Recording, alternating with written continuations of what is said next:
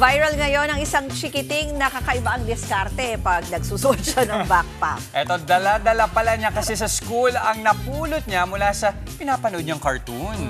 Yes, sabi nga ng netizens alam na alam natin to kaka-bluey mo yan Katatapos lang ng klase at palabas sa dapat si Baby Azzy nang madatnan ni Mommy Michelle. Pero imbis na isukbit na lang ang kanyang backpack, nilapag niya muna ito sa sahig at umupo bago sinuot ang kanyang mga braso sa strap.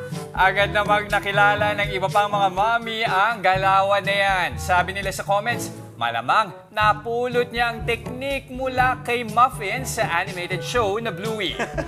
Kwento naman ni Mommy Michelle, sinubukan na raw niyang turuan si Azzy kung paano magsuot ng bag. Pero parang mas masero ata si Chikiting kapag ganito, naisusuot yung kanyang backpack at nagagawa niya ito na mag-isa.